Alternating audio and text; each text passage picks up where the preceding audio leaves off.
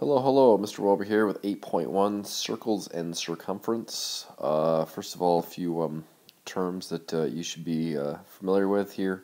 Radius is the distance from the center to any point on the circle, basically halfway through a circle. Diameter is all the way through the circle.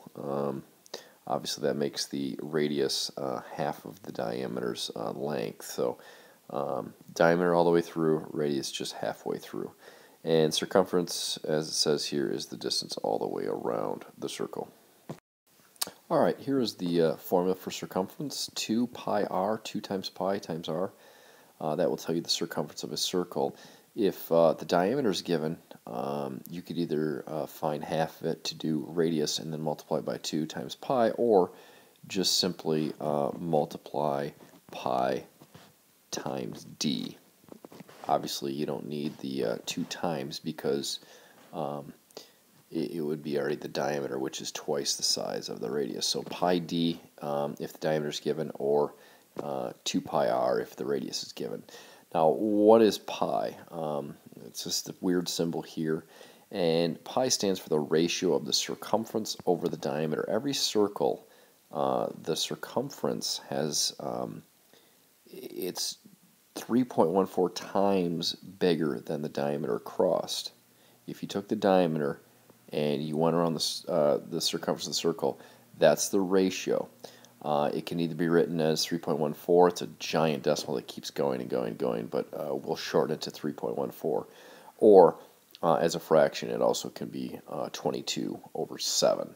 So again, pi is the ratio of the circumference. This thing is 3.14 times bigger than the distance it is across that circle.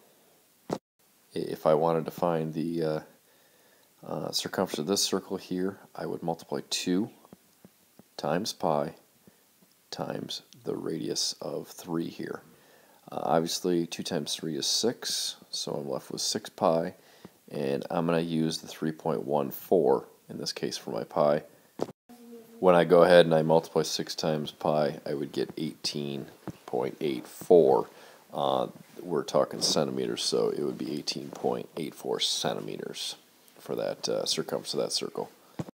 Alright, a couple example problems here. It says the diameter of a circle is 10 feet. Find the radius. Not very difficult here. If the diameter goes all the way through, then the radius is halfway, and that would be 10 feet. The opposite here for B, the radius of a circle is 7 meters. Find the diameter. We have to go all the way through. Half it's 7, so that would make it 14 meters. Notice in both examples here, I did label. You have to get in a habit of doing that. Alright, find the circumference of a flying disc. It says, in this case, use 3.14 for pi. Notice in the two different problems here, we have two different numbers for pi. I had talked about 22/7 as an example for pi as well, so notice that as I do these problems. First one, find the circumference of the flying disc. Flying disc has a radius of 5 inches all the way through. It would of course be 10 inches. You could do 2 pi r, or in this case I'm just going to double the 5 and make that 10, so it becomes 10 times pi, basically pi times the diameter. For 3.14, I'm going to multiply that by pi, and I am going to get 31.4, and we have to label that is inches for the circumference of that flying disc. B, we already have the diameter, so let's just stick with that. If circumference is pi times d, in this case, they want us to use 22/7, so we plug in 22/7 for our pi, and we multiply by 28 here, which is just 28 over 1. I'm going to simplify this, and it becomes a lot easier. By 7 is 1. By 7 here is 4, and then I just multiply these two together. 22 times 4 would be 88, and obviously I'm done. Notice it's in millimeters here, so my label would be 88 millimeters. So that finds the circumference of these two circles. Alright, a new thing here. need to understand what a semicircle is. It's basically half of a circle, as it says. You're going to see these, and notice it now uses the word perimeter, so we have to think about how we go about finding something like this. Remember, circumference is pi times diameter.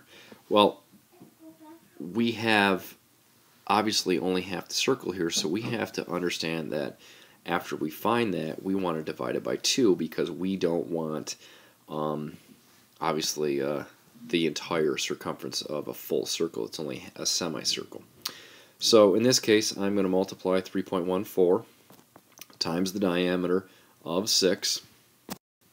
And when I multiply those two together, I would get a total of 18.84. Now, we can multiply that by half or divide by 2. It's the exact same thing. And when I do that, I will get 9.42. Now, you say, well, I'm done. Well, this is the different thing about semicircles. We have to consider this length of the semicircle. This is the perimeter, this whole thing. We only have right now this part. We have to add 6 here to consider that part of the perimeter. So I'm going to go ahead and I'm going to add 6. And that would get me 15.42. Of course, we need to label. Sorry, I'm out of room. I would label with meters. There's a lot to that. Just understand that when you find a semicircle, we find half of the circumference of the circle and then add that full diameter in there. Alright, you have 3 practice problems I'd like you to try for tomorrow. The first 2 here on this slide, find the circumference of a flying disc. Notice this one is a radius. Notice what they say to use for pi here. For B, they want to find the circumference. In this case, though, for pi, they want you to use 22/7. On the next slide, here is a semicircle. Notice again, they're saying a perimeter. And notice also it's a radius. So I'm a wonderful artist here. If this is my semicircle, it is only a radius here from this point to this point. So that's my 5 yards. We need to figure out what the full diameter is, figure out what that full circumference is. Good luck. I know this is a long one. There's a lot of stuff here. We'll go over tomorrow, and hopefully this is making sense. Have a great night.